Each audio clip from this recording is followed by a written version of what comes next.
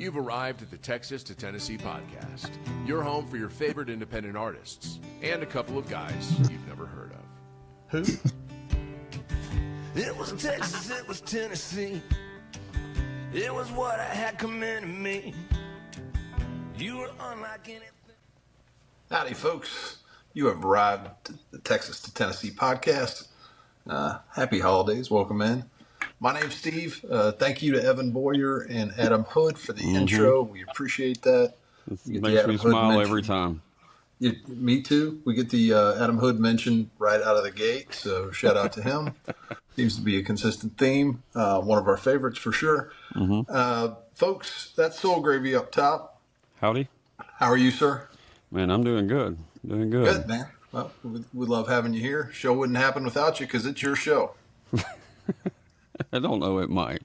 It might. That's all right. No, I don't think it would. To be honest. You're like, no, it definitely wouldn't. Yeah, we get the light right there. Folks, don't adjust your dials. Sam Donald has joined us today. How are you, sir? Good, man. How are y'all? Thanks for having me. Shoot, thanks for joining us. I know we've been working on getting you here for a little bit, so you are a busy man, currently live from Nashville, from what I understand. So we're excited to have you here. I got a ton of hanging out here in a hotel room after a full day in the studio. So nice. We'll ask you a little bit about that. Folks, if you are joining us on YouTube, we appreciate it. That's our preferred place to chat. If you have questions, feel free to hop in. We'll do our best to kind of monitor the chat. If you're on Facebook, thank you as well for joining. Love having you there, but go check us out on YouTube if you don't mind. That'll be the last promotional for the evening. But I think what we'd like to do, Sam, if you don't mind, maybe just take a couple minutes in case for some reason there's somebody out there who doesn't know who you are. Could you maybe tell us a little bit about yourself? yeah, man. My name's Sam Donald. I play in a country rock band that's based out of Ocean Springs, Mississippi. I'm originally from Jackson, Mississippi, is where I grew up and I went to school, and it's where I grew up and did everything. And then music led me down to the coast where I live now, and I've been there for about 15, 16 years now. I moved down there to play with a different band back in the day, and I started doing this country rock thing after being a guitar player in a band for about a decade. I started doing my solo thing about 4 or 5 years ago, and started putting music out, and I've just been doing that since, and just always working hard to write and put music out and just do as good as I can, So that's kind of Great. That's kind of it in a nutshell, I guess you could say. It's probably not 2 minutes, but That's perfect, man. That's exactly what we're looking for. Well, hopefully by the end of tonight, we'll have some folks sliding over to your Spotify, Apple, and giving you a follow, and on socials, I know you're on TikTok, and I'm sure you're on Instagram and Facebook probably. I see you all over the place, so appreciate all the hard work. Yep. We're going to give you a little break. This is our favorite part of the evening. Also, our viewers, both of them, enjoy this section. So, Soul Gravy, this is Why Are They Famous? Jackson, Mississippi version. I think this might be the closest to Memphis that we've had so far. Yeah, well, except for the one that was from Memphis, but yes. Besides, true. Yeah. So I did pretty good on that one. Yeah, you did really well. Now, we had so many to choose from in Memphis. We did a musical kind of trivia. Yeah, that's right. I So would imagine there's quite a few to choose from there. yeah, there's a couple. So Jackson, Mississippi is the capital of the state and also the state's most populous city. The 2020 census has us at 153,000. Does that sound about right? I hadn't lived there in a long time. I don't know. That's probably about right. If I was paying attention, I would have known you moved to the coast. But yeah, So, they've lost one over the years. So yeah, I'm on the coast now. Lost. I think they lost a couple though. Yeah. All right, Soul Gravy, are you ready? I'm going to start you off. I'm going to set you up for success right out of the gate. Gentleman's name is Walter Payton. Okay, I'm familiar with Walter Payton. He is the NFL Walter Payton Man of the Year. Yeah, Whatever. Apparently, he did a lot of good stuff and played good football. absolutely. Sweetness That's right. is his nickname. So shout Oh, out to Walter. I was trying to remember his nickname, but it was not arriving quick enough. So, All good. This one, I think you'll have a good shot at. Her name is Leanne Rhymes. yeah, I'm familiar with her work. Yeah. Leanne was born in Jackson. She actually, I think, lives in Southlake, which is not horribly far from where I am now, but grew up in Jackson. So shout out to Leanne Rhymes. Well, there's one person that I wouldn't count in her being dropping out of the census. So, Well, but there's one more. There's at least one more person that I know that is from there. So we'll see if he makes your list or not. All right, we'll see. All right. I was going to be blue if you didn't get that one.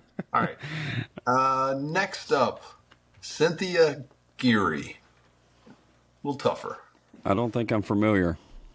Have you ever seen the movie 8 Seconds? I have. Yes. It's been forever. Okay. You remember who that was about? Lane, right? Lane Frost. That's right. His wife in the movie was Cynthia Geary. Okay. I can't Luke remember. Perry. Yeah, Luke Perry's wife was Cynthia Geary. She also was in Northern Exposure, which is kind of an underrated show, I feel. But that's maybe just me. I remember watching it All right. at one point in time. It's a great movie. Yeah, absolutely. All right. So this one gets a little bit more difficult. Brian Marshall. I don't think I'm familiar. All right, Brian. Man, I should have done the audio clue on this one. It feels like a lot of work at this point, That's so I'm okay. not going to. He was a founding member. You know, I like to feature bass players. He's a founding member of Creed and Alter Bridge. I actually didn't know that. Yeah, there we go. All right. All right, this one, Larry Hoover. I know the name, but I don't know why. Why do I know that name? Larry Hoover's a bad dude. He, Okay. I think, is in. Sorry, Larry. What's the prison in Colorado? Ultramax or whatever. Anyway, it's like the toughest or like most isolated prison in the United States. It's a federal prison. Supermax, I think, is what it's called. Okay. Anyway, he's there. He ain't leaving. He was founder of a group called the Gangster Disciples. Okay. It was a gang started out of Chicago, but he's from Jackson. So shout out. All right. This one I think you might have a chance at, but I just clicked out of his name, so I need to go back and look at it. Hold on. Hold the phone, please. Damn, that did That's not funny. go well. A little bit. All right, we're going to skip that one. We're professionals, damn it. Yeah. All right. This young lady has ties to Jackson. She's technically not from Jackson, but she's from pretty close. So we're going to go ahead and give you that one. Okay. Her name is Faith Hill. Okay. I'm familiar with Faith's work. I didn't know she was. Well, yeah, I should have because she's had a song called Mississippi Girl. So She does. She's Star, Mississippi, actually, I think. that's right. That's right. And This place right where I actually grew. I grew up like right out, say Jackson. I was right outside of Jackson. Right outside? Actually, Yeah. Pretty close to Star, yeah. all right, you're going to have to Google picture this one, see if you recognize her. Mary Louise Parker. I know the name, but let me see. You know me well enough to know that I don't know. Yeah. I mean, let's see. I can't tell you what she's been on, but I recognize her face.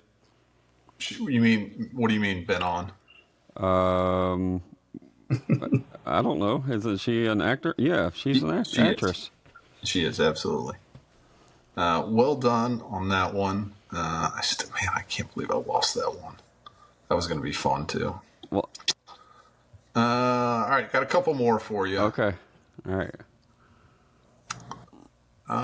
Big Mabel. Big Mabel is a wrestler.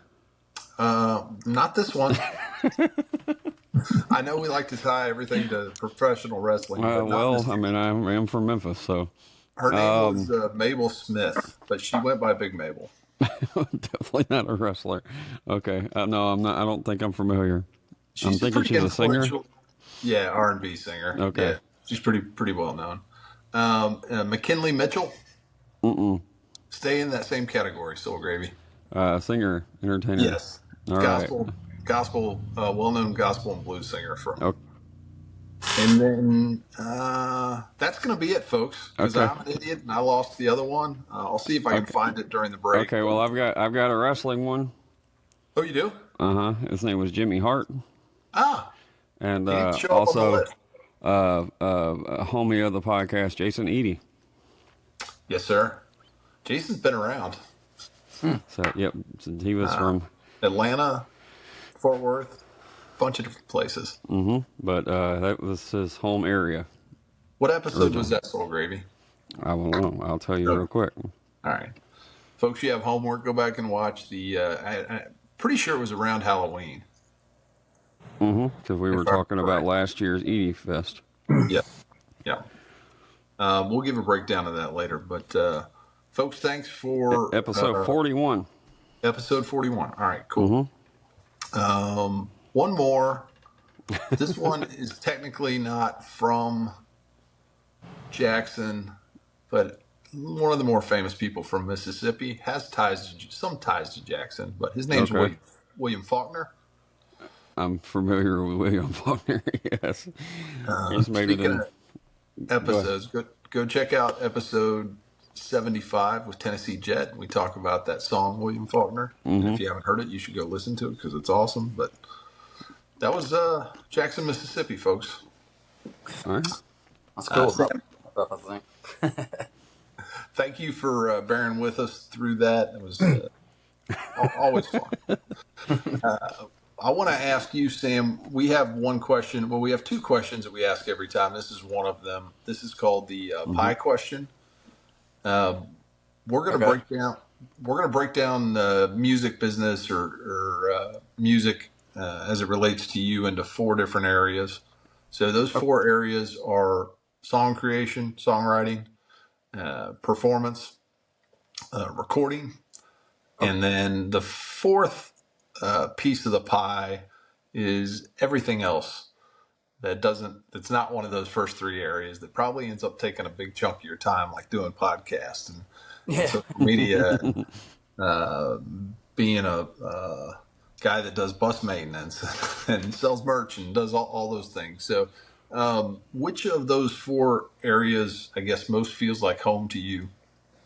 Outside of the things you named, No, well, if it's would it be songwriting, performance, recording? Is there one of those areas, or maybe something else that you kind of feel like, oh, that's my jam. That's what I'm best at, or that's what I enjoy the most? songwriting, definitely. That's Okay.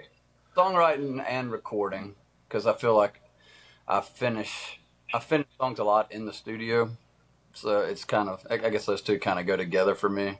Sure. 'Cause sometimes I'll take a half written idea into the studio, and the guy that I work with usually helps me finish it up, or a co-write or something too. So I would say that those are my two personal favorite things about being a musician. The reason I've stuck with it as long as I have is just because I just truly love doing it. I tell people all the time that if I even wasn't making a little bit of money doing it, I would still be doing it just because I don't like play Xbox or do anything. I play music for fun. So.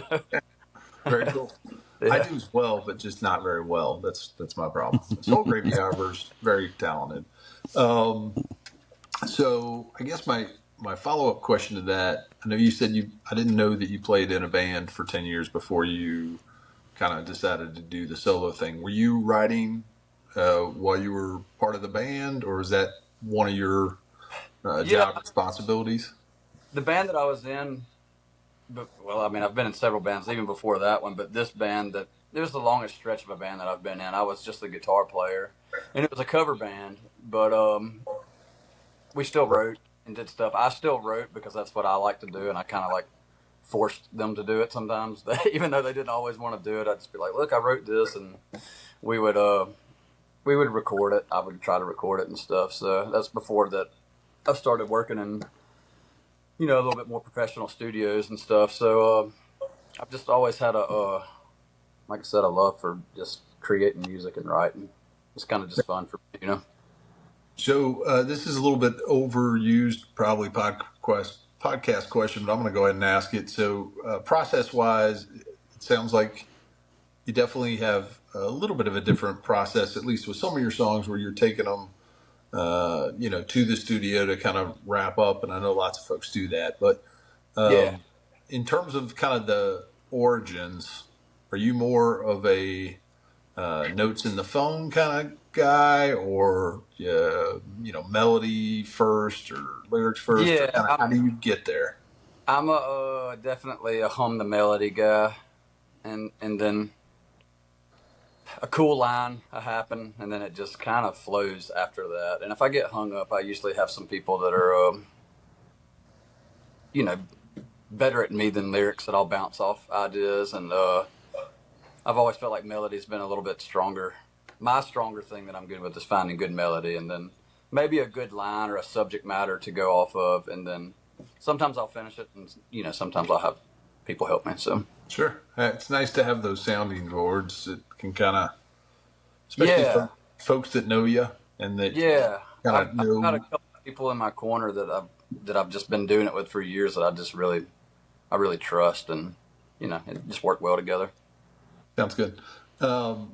Speaking of recording, I don't, maybe a good time to chat about that, but I know you've been busy today and Yeah. probably before today in the studio. Anything that you can share with us regarding what's going on with that or that experience? Yeah, it's been good. It's been a little bit different than what I normally do. I mean, the stuff I usually do is a little bit more on which this is on a little bit of the edgy side too, but this one's got a lot of blues influence in it. It's really bringing some Mississippi roots into it. Got a lot of slide guitar and stuff in it, so it's a little bit different than anything I've put out, and I'm excited about it. It sounded pretty good when I left, so hopefully it'll shape up by the time we get Nice. done. Well, I think in at least in my head before we started doing this show, there's a lot of assumptions in terms of the recording process and Hmm. kind of what step that was in terms of getting, um, eventually getting the music out. And now we have all these different layers with social media, and Yeah, that now fits into the, um, I guess, process chain of trying to figure out, when am I going to get this out? So I'm not going to press you on that, but do you think it'll be something that'll be coming up this next year? Is it yeah.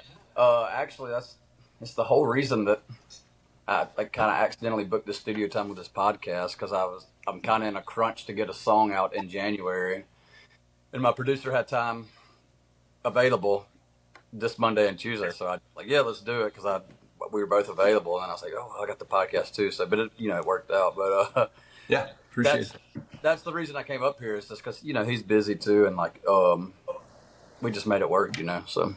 Yep. Without getting maybe ultra specific, can you talk a little bit about, you know, producer selection, that kind of process, how you figure out who you want to work with, and I know from at least from kind of what you've said before, you've had a few different experiences. So, uh, was this? I don't know. I'm just curious how you get to that point to go. All right, this is the person I want to work with.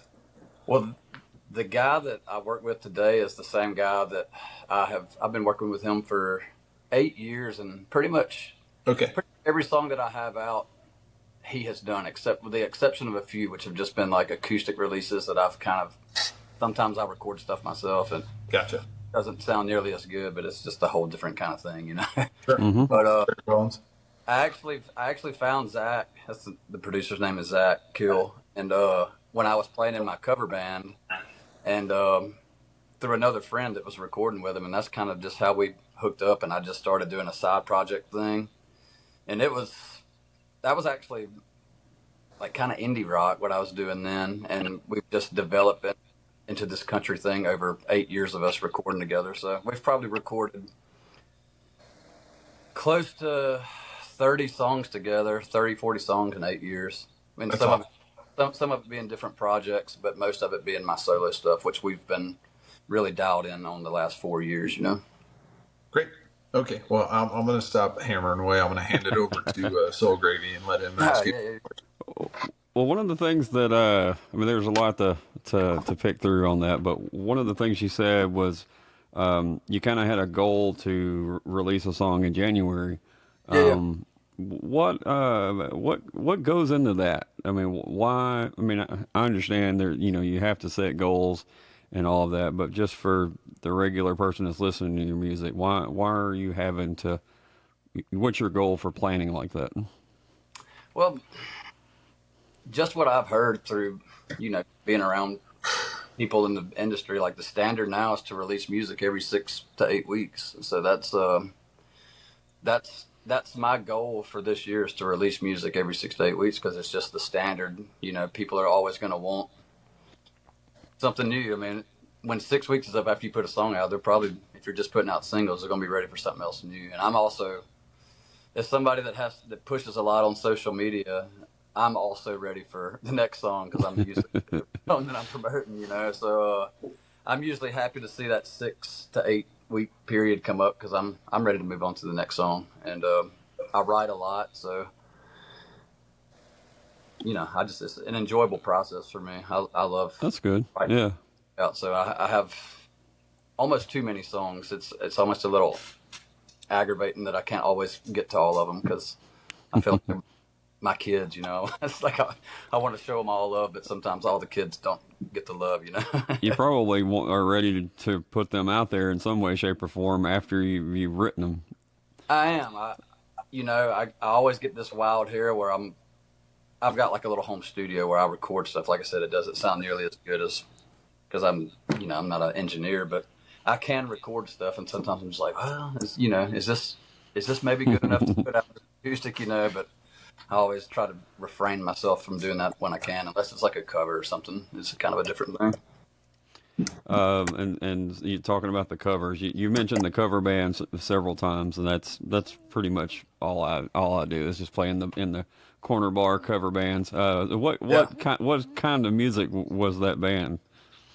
It was, it's kind of like some of the covers that I put out. It was kind of, grunge, 90s. Okay. We did some 80s stuff too. I mean, it was so a lot of that stuff you broke down into the acoustic version was pretty much, yeah. It's just that's funny. cool. Before I did TikTok or anything, like I think the first like super viral song that I had was Heart Shaped Box, and like I recorded that at my house like probably 2 years before I even ever had a TikTok account, and then I made a video for it, and it got 8 million views, and I was like, why didn't I do this a long time ago?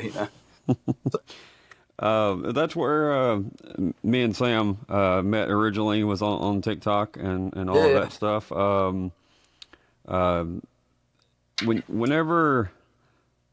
When did something like that? When did that ball start to roll for you on there? I mean, I know socials can be it can be a great thing, it can be a headache, it can be all of it at one time. But when did something finally pop off for you, and were you intending on it to pop off, or did it just kind of happen? I mean, I fully like hoped with everything that something would work, but you just, when you're like starting, you're just like, this is never going to work, And Zach, the guy that I record with, he just, we were writing these songs, and like at one point I had like 80 monthly listeners on Spotify, and he was like, dude, if you want people to hear your stuff, like there's more people than just like in your hometown that can hear this stuff. He's like, you got to just put it out there and see what happens. So, he finally talked me into it. I made the TikTok account, and man, I probably did it for every day for 7 months. And in 7 months, I probably got to like 500 followers. And then finally I had just I think it was "Make You Want God." Actually, I posted this song we're gonna I think play later. I posted it and like it got like 10,000 views in like 20 minutes or something. I could like see it. That's back when TikTok had popped a little bit harder, and like you could see the numbers. Like every time I'd go off the page and go back on, you could like. I was like, it's finally working, and it was I don't know. It felt really good after putting every day into something for 7 months and seeing like something rewarding finally. One of my favorite things about is TikTok in general, but I mean social media, like I said, can be kind of crazy in some ways. But also, I've met some of the most supportive folks on socials, especially on TikTok.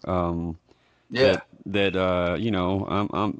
not trying to do the same thing that you're doing, but I was still trying to learn and find my way through all that stuff, and meeting people through socials and having people support what you do, no matter what it is really cool. So I can only imagine that put some gas in the tank to keep to even to keep on going.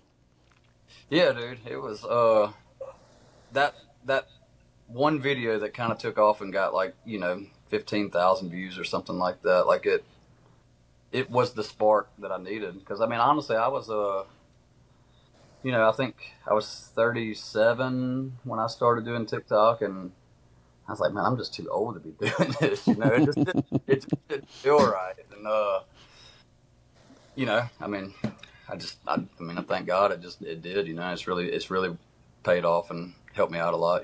So it's really it's kept me to be able to do the thing that I really love doing, which is making music and recording, which is just what I've always loved to do since I was a teenager. So that's cool. And when I was looking back for the Jason Eady episode, Talbot, the one right around that was John Cott.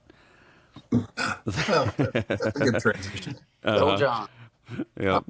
I was going to ask, how that relationship come about, and if you guys don't know John, he's a guest on the podcast, and another one of those Texas guys that that I didn't know before the pod, and then really dig now after getting to talk to him. So yeah, dude, John's a great guy, and I consider him one of my best friends. And we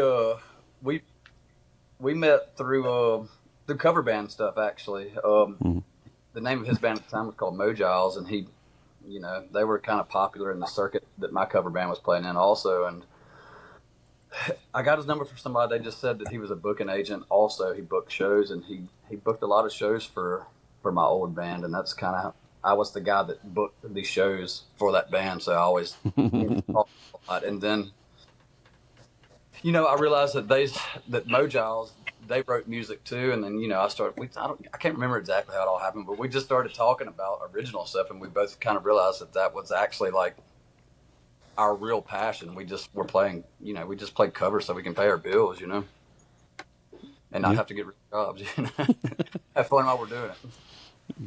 Well, shout out to John. Yeah. He's a friend of the program, a couple different programs, to be honest, and just a great dude. And Soul Gravy, actually got to meet him for the first time in October, which is really cool. I get to see John on a semi-regular basis, so that's cool for me. But I can't say enough good things about Mr. Cott. Folks, you have homework, by the way. Go stream 3 Sheets, because that's a song that Sam and John have done together, which is awesome. I think that's what. I think he played that on our podcast episode with him. Okay. Yeah. Oh, cool. Yep, for sure. Well, I know it feels like Sam. I know it feels like it's been 3 hours, but it's actually been 30 minutes, and we're at halftime. Okay. So we are actually going to have you give us a little intro on the song that we're going to play, called "Make You Want God." Okay, yeah. This is the song I was talking about that was kind of the first song that took off for me on social media and kind of gave me the platform to keep pushing forward and doing this original music thing and pursuing it. And the song is kind of about not taking shortcuts, and there's going to be temptation along the way to go astray. So that's kind of the bottom line of that song right there. Cool. Well, we will, Soul Gravy, we will hit the little button here so you get the best cut of it, folks. All right. Give this one a listen. It's the first time you've heard Sam, then I think you're going to enjoy it. Yeah, here we go.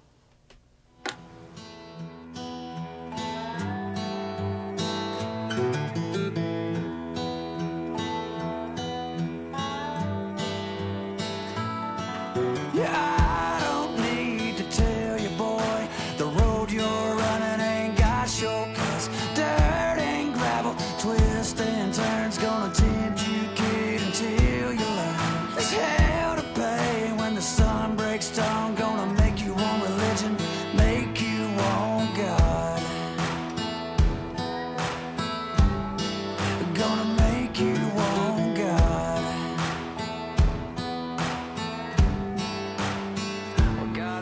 Meet me down at the river to baptize my soul. Found the devil on the bank waiting to take his toll. He said, boy, I'd be obliged. You give me your soul, you get this bottle to survive.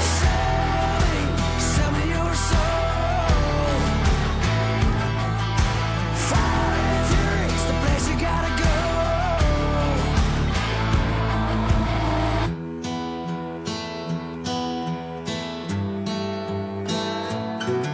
Shakes and shivers, hard withdrawals. Now you want the bottle at any cost. Grit and gravel, twist and turns. You see the devil in disguise at every turn. Your hands get to shaking like Jericho's wall. Gonna make you want religion, make you want God. Gonna make you want God.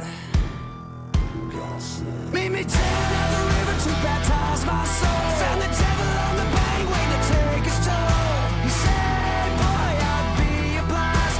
You give me your soul, you get this bottle to survive. Sell me your soul. Fire and fury, it's the place you gotta go. It's the place you gotta go.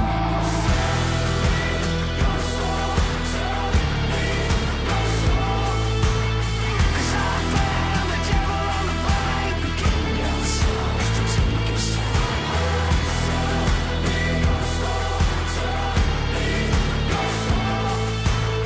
Cause I found the devil on the bank. Listen up, we had to say. Down at the river to baptize my soul. Found the devil on the bank waiting to take his toll. He said, boy, I'd be obliged. You give me your soul, you get this bottle to survive. Sell me your soul. Fire and fury, it's the place you gotta go.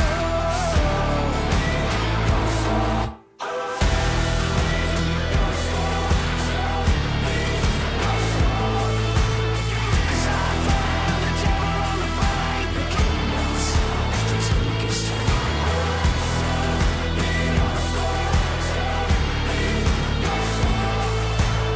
Cause I found the devil on the bank. Listen up, we had to say.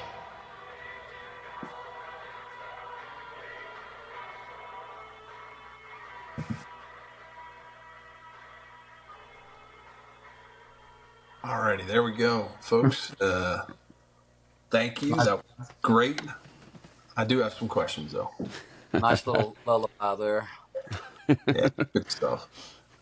So when you hear that now, and I don't know, everybody has different kind of setups when it comes to listening to their own music, but what goes through your head when you hear that now? Uh, I don't know, man. I mean, honestly, that song was kind of a breaking point for me because I was kind of at a point where I was like, am I going to keep doing this or am I not? And because I was doing some previous songs before that was kind of just going with the grain of what was cool and what was popular. And this was one where I was just like, you know what, I'm gonna do this.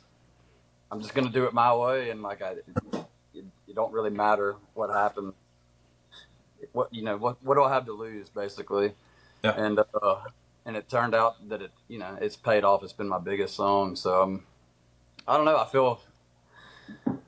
I don't know. It's kind of a weird feeling when I do hear it. I don't listen to really my own stuff that I record, but when I do hear it, besides when I'm playing, and it's just it makes me think of how grateful I am for it, honestly. Because I probably for that song, and I might would have hung it up, honestly. So That's very cool. I did want to talk about another one of the folks in your camp that I know I've gotten to know a little bit over the last, I don't know, 2-3 years. Again, another person off social media that I learned about, but became a good friend, and his name's Jeff. oh, Anything you can share about Jeff? I know he's been a big part of what you have going on. Jeff has been literally my biggest supporter for the last decade. As far as he was there during all the cover band stuff, like all this stuff that I have going now. Yep. He used to come out and support my cover band a lot. He would just come to every show and just always hang out with everybody, and became a good friend. And we met at a show, and he became a good friend outside of that. And then when I started doing this stuff, I was like, man, I'm gonna do TikTok. I was like, I need somebody to. I've got this idea where I want to film myself playing music out in the woods. I mean, it just seemed kind of ridiculous at the time. You know what I mean? And Sure. he's followed my lead the whole way. He's followed me, and he's a great guy, man. So he's really been there for me, and can't thank him enough. Yep, absolutely. Well, folks, if you need motivation, get up early and watch Jeff on TikTok. Yeah, I'm not ever catch those, but I hear about them. Yeah, for sure. Well, what a great dude, and we all need people like that in our camps. And so I want to give him a quick shout out. He's become quite the cameraman too. I mean, he's really gotten. I mean, if you go back to when we first started, how we were doing stuff, we didn't know what we were doing when we started doing this stuff. We didn't know nothing about lining, syncing audio up and video, and man, we've learned a lot together. So Yeah, he's a great guy, man. So I was thinking about earlier, kind of things on TikTok popping off. We've had Tim Gooden kind of had a similar thing with one of his songs, and Bill Taylor both. Similar situations to what you've went through, as far as unexpected things popping off on social media, and then trying to navigate that into asses and seats. Can you talk about, I guess everybody assumes that just because you get social media presence and followers and things like that that it's going to show up immediately. But how have you navigated that? I mean, it's been good and it's been bad, just depending where it's at. I mean, Gotcha. luckily through your analytics, you can kind of see on Spotify, you can see people are listening at. So I'm trying to get better at going to places where people are listening a lot. It just, unfortunately, most people are listening to me one of my biggest platforms is in Chicago, and it's I live in South Mississippi, so it's not exactly easy for me just to go play in Chicago as it would be Baton Rouge, Louisiana or something. You know what I mean? But I've played in Oklahoma and had a ton of people show up for it. So it's kind of hit or miss. It's not always great, but I mean sometimes it is. It's just you never really know what you're going to get, honestly. But it opened a lot of doors just to get started. Yeah, I mean, just because you get viral moments, it definitely doesn't mean you're going to be. I guess it just depends on what kind of viral moment it is, but it doesn't translate sold out rooms. You know what I mean? Yeah. Some of those Coldplay viral moments can lead to divorce, I've heard. So yeah. No, I just wanted to point that out because people that listen to podcasts, they might not know any, how there's goods and bads and all of that stuff. But as far as it had to open a lot of doors, at the beginning for you to be able to play those rooms, but Oh, for sure. but then it's also still a slow grow too, just like a lot of other independent artists. Yeah, I think there's nothing really like seeing a band in real life compared to like over a phone screen. I think once you make a real fan in real life, they'll be a fan for life. When somebody's passively scrolling back, it's harder to make that connection. But I could my see hope that. is that all this will translate to, people that do come out consistently to. So my point to asking that question or for all of that is to go to shows, y'all. Anybody Yeah, that's watching this thing, Yeah, you'll make all new the friends. independent guys, go to shows, buy some merch, make a connection. yeah, for sure, man. You won't regret it. All that stuff really helps us out, and it just, I mean, honestly, for guys like me, when I hear somebody say they drove 2 hours because that was the closest I'm going to be, and no telling when, like, I mean, that stuff just means everything to me, I mean, that's crazy, crazy talk to me for somebody to drive 2 hours to watch me play, Yeah, It's like the coolest feeling ever. I mean, you Yeah. get to play your songs. Yeah. Yeah. And that's way different than what I've been doing the last 15, 20 years, which is playing other people's songs. So, Which is fun with your boys, but it's a different kind of rewarding yeah, to play your stuff, I'm sure. yeah, sure, man. And like, there's a big difference between a 4 hour show where you take breaks and then where you just play a 75-minute set. It's like we always call it real shows. It's like we're playing a real show compared to a cover. Well, Soul Gravy and I are going to form a cover band of. They're going to be cover of old Mo Giles songs, so this should be fun. That'd be awesome. I'd come to that show. Yeah, well, maybe not, but so I actually have a question for Soul Gravy. Uh-oh. I meant to ask it right after the song, but I figure your memory's better than mine. But Uh-oh. vocally, and Sam, I'll ask you a different version of this question in a second. But vocally, not to be lazy, but is there somebody that you kind of, when you hear Sam's voice and go, that reminds me a little bit of this person? No, I was thinking about that while I was listening to it, and I really couldn't put a pin in one, because the music is definitely something in that shine down, saliva, that Yeah. I mean, just the arrangement and things like that. That's what it reminded me of. I don't know anything about music besides what I hear, but that's what was coming to mind. Well, there's definitely a unique grit and sizzle in Sam's voice, and I think, and when I say unique, it is there aren't a lot of folks that would fit into that category, which I think is a great thing for Sam. But my question for you, Sam, is I'm sure people come up to you at the merch table and go, "Oh, hey, you know what? You sound like this person, or you remind me of this person." Who is that? And Who is mine it wasn't that you get? the voice. Mine was the style. Yeah, Yeah. for sure.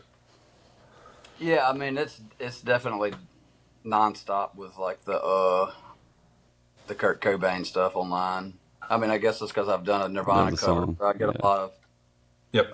that, a lot of Silverchair, which is like Silverchair is one of my favorite bands. So I love hearing that.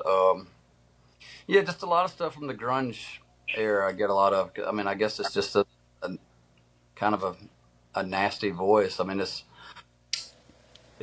And I think you're right. People say it's unique, and it's the reason I didn't. I was always just a guitar player. I always thought I sounded kind of weird, so I didn't sing for a long time because I was kind of, like timid of the way I sounded until somebody was like, "Hey, man, you sound good," So So, Gravy, if you gave Dustin Perkins a electric guitar, do you think there could be a little bit of a comparison there? I mean, yeah. If you threw him in that kind of that style of music, yeah. There's definitely a gravel road. I'm not sure there. what episode. Yeah, I'm not sure what episode that was, folks. But go back and search Texas to Tennessee, and we like to give our friend Dustin a shout out every once in a while. So Definitely we one of the good guys. Yeah, we have a couple more questions, and then we're going to head into rapid fire. We are coming to the end, folks. It's almost over. I want to know, you have a new song coming out on, or you have a song coming out on Friday. And so that's another good reason to go follow Sam and make sure you pre-save that song so it'll pop up on your list on Friday. Can you tell us anything about that one? Yeah, it's just a. Sometimes I base things off of what I put on social media, like where I need to pivot or what do I need to do.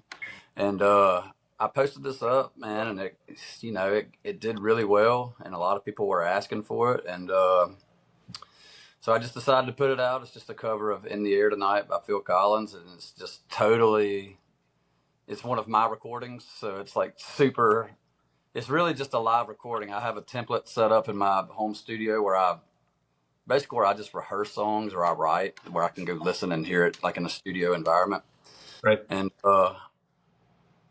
yeah, I just played it and I sang it and I showed it to my wife and I had no intentions of releasing it and she said you got to put this out. All right. She really loved it and I sent it to I have a pedal steel player in my band and I sent it to him. I let him lay a little steel over just the live thing that I did and that's it. It's as simple as that. So that'll be out Friday. Yep, Friday, folks. You can find the First Listen Friday playlist if you go to Spotify, and it will be on that playlist. And you can air drum along for the parts. Whether I don't know what it sounds like, but there's a pretty famous little section in there. So Yeah. looking forward to it. All right. And then I guess one more question before we get to rapid fire. Being in a band and then running a band are two pretty different experiences. Can you talk a little bit about maybe your learning curve or, what that was like of going from one thing to the other? Yeah, I'm still learning, man. I feel like every day I'm trying to learn a new way to like get my stuff out there and seen more. But, I did the cover circuit and scene for so long that like that's just you show up and you set your stuff up, you crack a beer open and you start having fun. Like when you're doing this, it's like you got to worry about merch and booking the shows and tickets and you don't ever have to do tickets for cover shows and stuff, or we didn't, but it's just running ads and worrying about your social media and like it's just a lot more goes into it than just the cover band stuff for sure. So it is definitely a full-on business because there's just so many different avenues you have to learn to keep it going. And my wife, fortunately, she helps me out a lot with it because she's a lot smarter than I am, so she helps keep it. Good choice. Yeah. Yep. So, Gravy, do you want to slide one in before? No, we're good. Okay. All right. Well, let's go ahead and get to rapid fire. Sam, you don't have to. These don't take a ton of thought, but first off, you mentioned Spotify, so at least I know you've spent some time on there. I think within the last couple of weeks, old Spotify Wrapped came out. Did you get to see who was on your Spotify Wrapped in terms of who you listen to? I'm gonna be honest with you. I don't even listen to Spotify. Fair enough. Yeah. Well, all right. Well, that's a great answer. I hope they don't see this, but yeah, I just I think there's not a great chance. yeah. No, man. Honestly, if I want to, this sounds really weird. I still listen to music, but I'm kind of stuck in my old ways of just like I still listen to like just 90s stuff a lot, just because that's just what I like. But most of the time, what I'm listening to is something that I'm working on. So I'm usually like listening to like an idea that I'm working on is usually what I'm listening to. But if I need inspiration, I'll swing over to, YouTube and look up whatever I'm looking for. That's how I usually listen to music. Sounds good. So I don't know. You're probably not old enough for this question, but I'm going to go ahead and ask it. Is there a physical album that you have owned more than once? So it could be a CD, it could be an actual LP, it could be, technically it could be cassette tape, but I'm pretty sure you're not going to answer with that. So Let's see here. I think I had it's either probably a Creed CD. I think I had a couple different Creed CDs and Okay. maybe Third Eye Blind. Third Eye Blind's always been my favorite bands. That one with Oh, Semi nice. Charm. That was like one of my favorite albums ever. Absolutely. All right, good answer. I want to know the first concert that you attended, and then the first concert that you paid to go see. I think it was. That wasn't like church related. I went to a lot of church stuff growing up, but like the first like big concert, I think it was Seether in high school. I think it Oh, was like around 2000, maybe 99, something like that. that's the third Seether mention that we've had, Soul Gravy. We have a friend that's been on the show whose drummer's dad was in Seether out of Oklahoma. I Okay. always say, yeah. I Yeah, actually get. I mean, it kind of goes with the Nirvana thing, but you were talking about comparisons. I get that a lot too. Yeah, So I could see that. I, I mean, I'm a huge fan. They just played at Hard Rock in Biloxi not long ago, and I was doing a cover thing in the center bar, and they played that night, so it was cool. gotcha. And Huge then fan. was that also the first? Was that also the first paid show the first show that you paid to go see?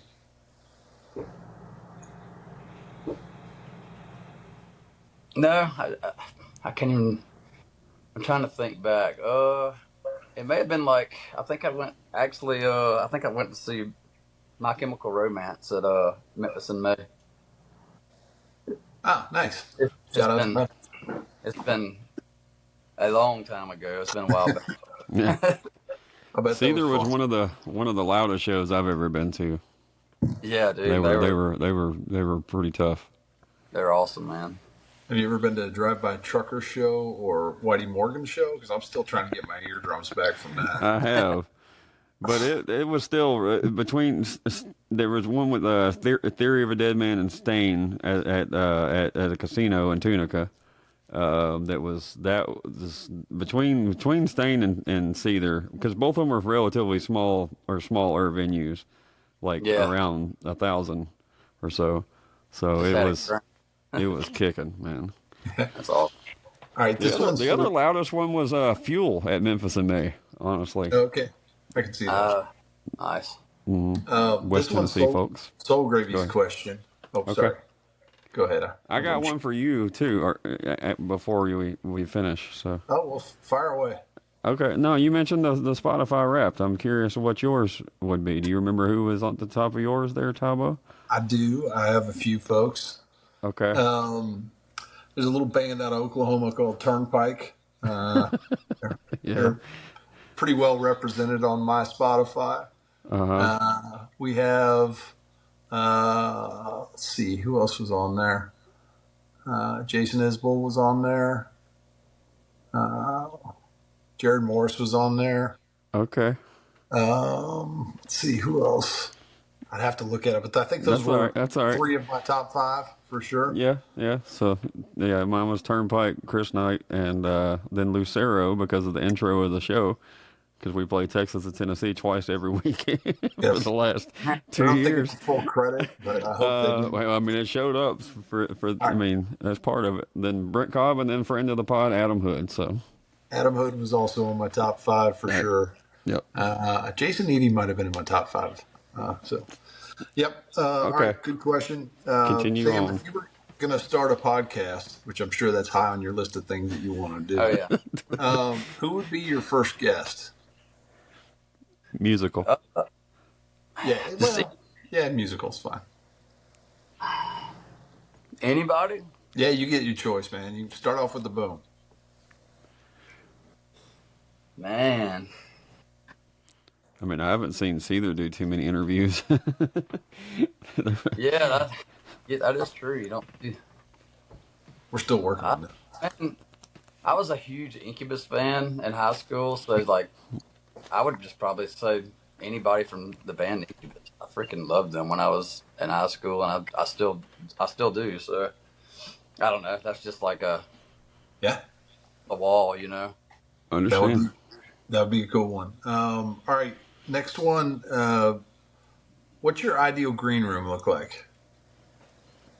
Mm, something with a bucket of beer in it. That's about all I need. Fair enough. What's the flavor of choice for you? We usually drink Coors Light. All right. Well, we're trying to get them on as a sponsor, so I'll let you know when that happens. Yeah. I'm sure they appreciate the shout out. Yeah. Two other questions. We got to add your music to any soundtrack, TV, movie, whatever. You get your choice. What movie or TV show would you like to have your music on? Man, just from what everybody keeps telling me is Land Law. Not Land Law. Landman? Yeah. Landman. Yeah. Yeah. That'd be a good one for sure. That's land law's coming up. That's Sheridan's Next one. Yeah, Yeah. next show. That is. Yeah. All right. And then yeah, my that, last. Go ahead. the Sorry. other the cowboy movie. I could hear like the Sons of Anarchy stuff, like Yeah, the way it's got the way you had that slow like dragon chain thing like yeah, that. people have commented that a lot over the years too. You know, they could hear it on that. So yeah, something in that vein, something dark. Cool. All right. So I lied. I have two more questions. No love movies or chick flicks. Yeah, no, I don't think that's gonna work. Okay. What's an underloved song of yours? So one that you are really proud of, but for whatever reason, maybe just doesn't get the attention that it deserves on places where people steal music. Uh,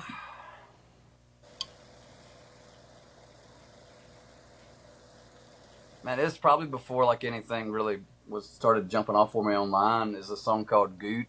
It's Goot, and it stands for Get Out of Town. I don't know. It's just like a rocking song. I just feel like it's a pretty cool song. So I've just always liked that one. All right, folks, you have homework. While you're on while you're on Sam's page, make sure you follow wherever it is that you steal music, and then while you're there, go ahead and pre-save the song that's coming out on Friday. That way, when you wake up Friday morning, you can go have it delivered right to you, and then go listen to Goot.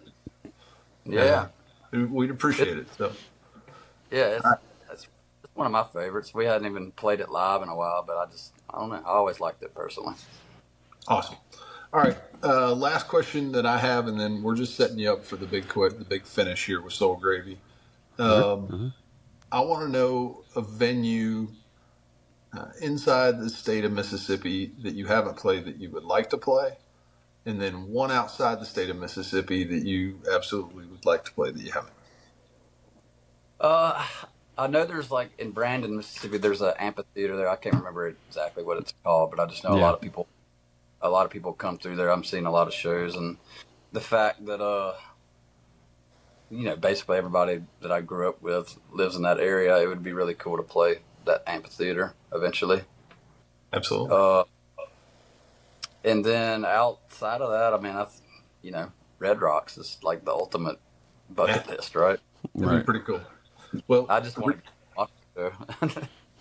the reason why we asked that is because, I mean, it's happened a bunch where we ask that question, and then maybe a year down the road, so-and-so we see opening up, and they're playing at Red Rocks, or they're playing at the amphitheater in their state, or wherever it may be. So we'll mark this part of the tape and speak it into existence. So, man. Yeah, Wynn got to play Billy Bob's. He mentioned that one, and Taylor Honeycutt got to open for Red Clay Strays at Red Rocks. Yep, we had a couple of Opry folks that ended up getting to play at the Opry, which is pretty cool. So, all right, Soul Gravy, he's all yours. All right. Like I said earlier, make sure you go follow wherever you listen to your music. Hit the follow button and all the socials and everything. Whenever you see independent guys make posts, like, share, comment, all that stuff. Make that time that they put into the videos and posts matter. Engage. But all right, this is this started off as a joke on episode 1, Sam, and now it is a requirement that we ask this question. So, what is your favorite Little Debbie snack? All of them. We've had that a couple times. You and Joshua. Fair enough. Let's see here. I don't know, man. I'm a sucker for a zebra cake. Okay, fair enough. Fair enough. Is a zebra cake and a Christmas tree cake the same thing, or are they in different categories? This time of year, I'll take a Christmas cake. All right. All right. Well done. All right. Alrighty, folks. Thank you so much for joining tonight. We appreciate it. Tune in tomorrow at 8 o'clock Central Time. Our friend Seth Vandover will be on. If you are not familiar with him, make sure you show up, and we'll get familiar with him. You got 23 hours. Yep. We appreciate your time. Best of luck, and if there's anything we can do for you, let us know. Awesome, man. I appreciate y'all. Thanks for having me. Absolutely.